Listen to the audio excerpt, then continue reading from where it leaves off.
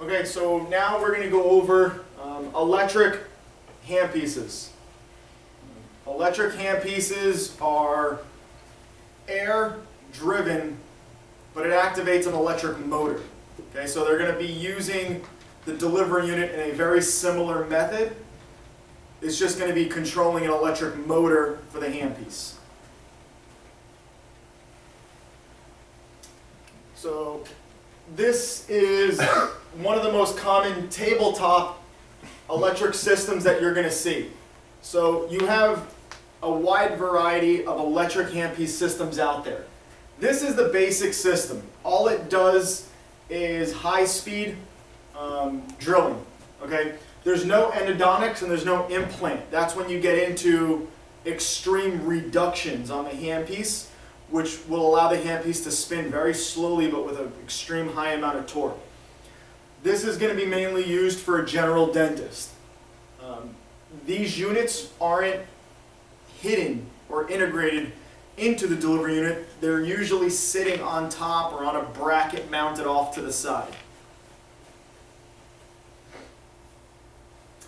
So the way this is going to integrate into the unit so that everything else can operate the same is the doctor is going to select out of the delivery unit which handpiece line he wants to use.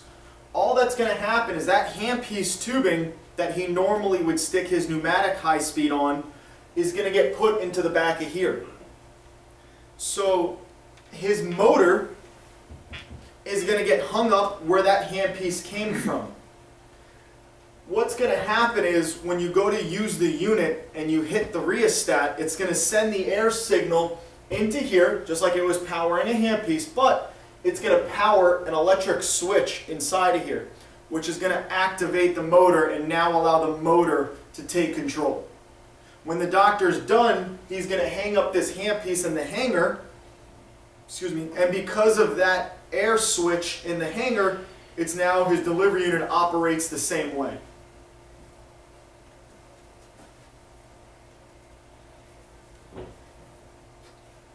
So on this particular unit and on some other units that are out there, there's a water adjustment collar right on the motor.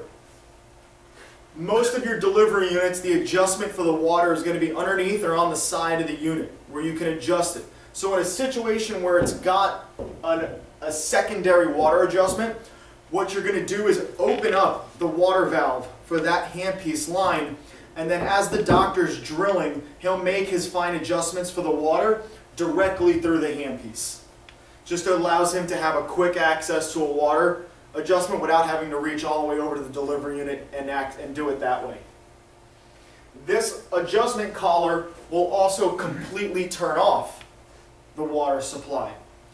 Actually, the way this works is there's a very small rubber tube running through here. There's like a gradient with a ball bearing. As that collar moves, it moves that ball bearing, and that ball bearing will either pinch off the water port or allow that water port to open. It's a very simple design, but that's how it works.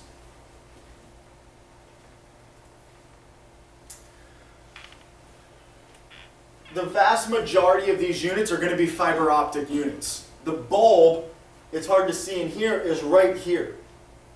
Now, because these all swivel, okay, the way it works is you have induction here with your fiber optics. So this collar actually makes contact here. So inside the motor is your electrical contacts, and as this rotates around, it allows it to rotate and give you full rotation without breaking the electrical contacts.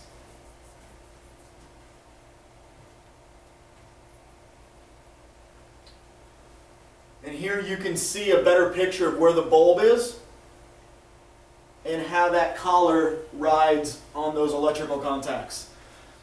These bulbs are replaceable by you, and you can upgrade these bulbs to LEDs. So if the doctor's got a bulb that burns out, it's a good chance you can sell him and upgrade all his sources to LEDs.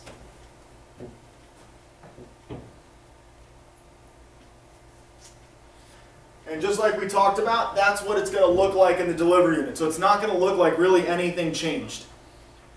This will either be sitting on top of the tray like that, or if there's a bracket assembly available, some manufacturers sell a bracket assembly that would screw into kind of where this is, would screw into the bottom and allow this to sit off to the side. Sometimes they go underneath, wherever it's accessible, because these are controls for the motor, the speed of the motor. So it has to be somewhat accessible, but in a nutshell, it's very easy just to throw it on top of the tray like that and just call it a day. Most doctors won't do that though, because it does get in the way.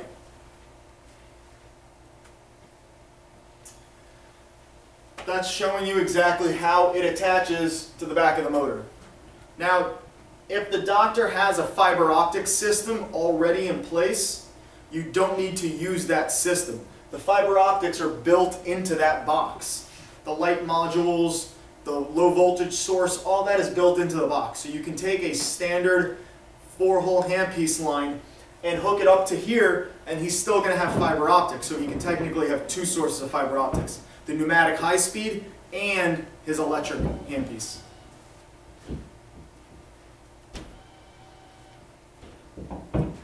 So all electric handpieces have an alignment groove. Because that bulb is right here, you have to make sure that when you put that high-speed handpiece on there, the attachment, that the glass rod, because the attachments have glass rods running through them, that the glass rod lines up perfectly with that bulb before you can start to make it swivel. This adjustment, or I'm sorry, this groove right here will line up on the attachment. So you'll have one hole that you'll see the glass rod, and then you'll have this little pin kind of sticking down from the attachment that will line up in here and allow the fiber optics to line up properly.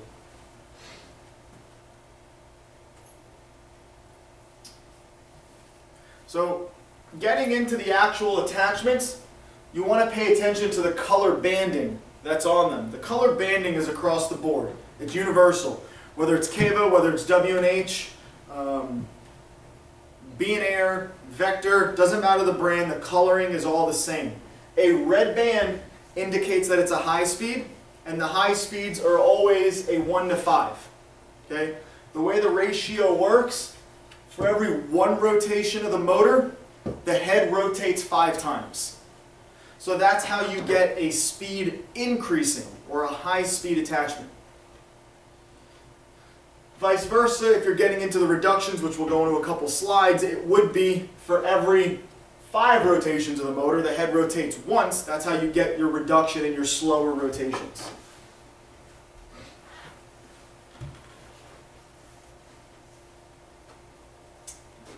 Here you can kind of see the alignment pin here, this big groove right here, and that's your glass rod fiber optic right here. So that helps these line up so that you can have a complete light source through the handpiece.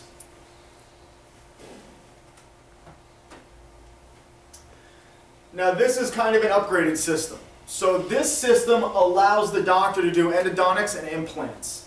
These systems are programmable depending on the attachment and the burr being used, and they also do extreme reductions. You could watch sometimes these burrs, how slow they spin. You can watch them rotate. But the way the motors are designed, they have an extremely high amount of torque, which is where it makes up for that slow spin. When the doctor's trying to drill and he needs to pay attention to where your nerve is, and he doesn't want to hit the nerve in your jaw, he's got to go very slow with an extremely high amount of torque. So he doesn't hit, he's able to drill through the bone, but not hit your nerves. That's where this system comes into play.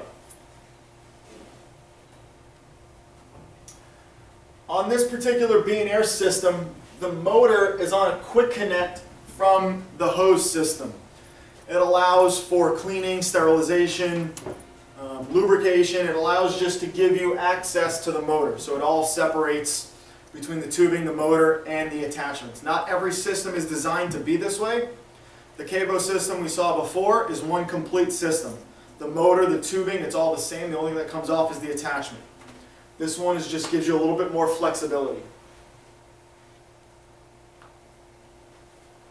This is an implant attachment. The green band indicate that it's a reduction band. This picture shows two types of irrigations. An external irrigation, which is this one, and an internal irrigation, which is this one that's coming through the head. The way the internal irrigation works is the burr is actually hollow. And this irrigation port goes through the burr and actually irrigates right through the burr. Obviously the external irrigation just sprays the irrigation off to the side. It still hits the burr but just sprays it off to the side. When you're dealing with implant attachments, irrigation is done through a saline solution. Because you're dealing with surgery, you're not just spraying water. You're spraying saline solution. So there will be a separate source for the saline solution to make sure the area stays clean and sterile.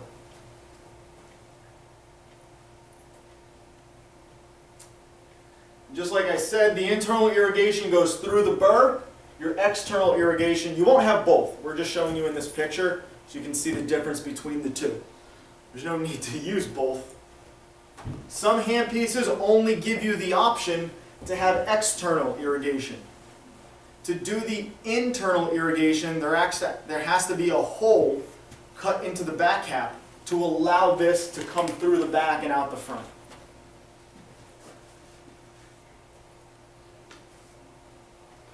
Again, green band indicates reduction. This particular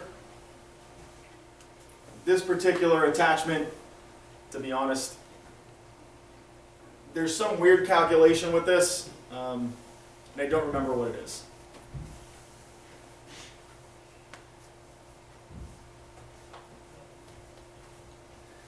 The blue band indicates an even ratio, 1:1. That is usually used for adjustments, finishing, polishing.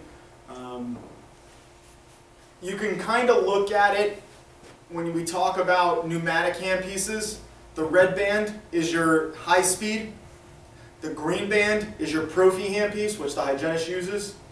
And the blue band is what the doctor is going to use to do adjustments. So that's how you can compare it. 5K, 20K, that's how you can kind of compare them.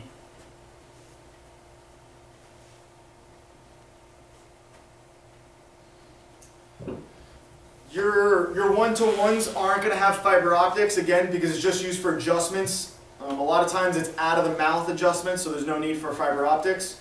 Your high speeds will definitely have fiber optics. Your implant attachments, depending on which brand and model you buy, some will and some won't.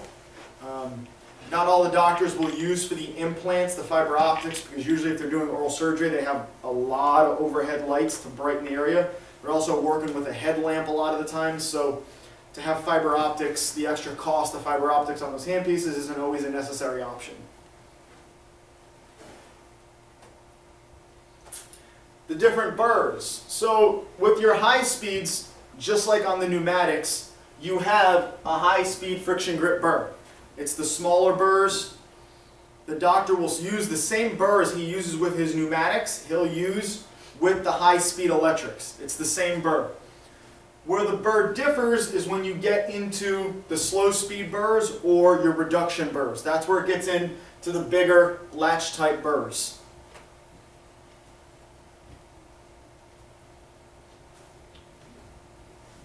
This is just a picture of a 1:1 with a polishing cup on the end of it.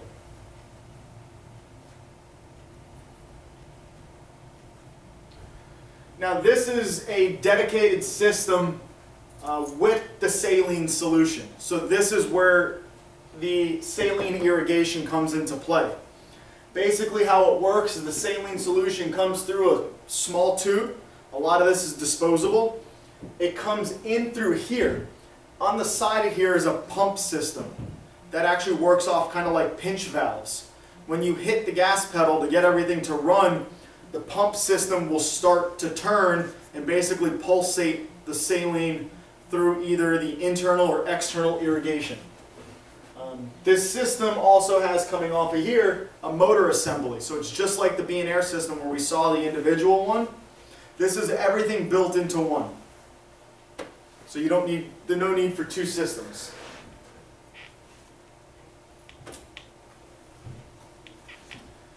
That's your typical implant drill bit.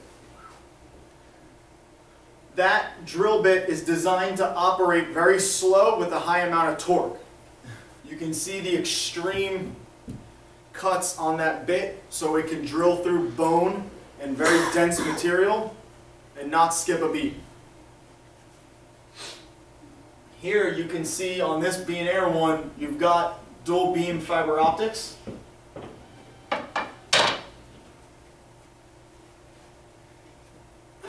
Excuse me.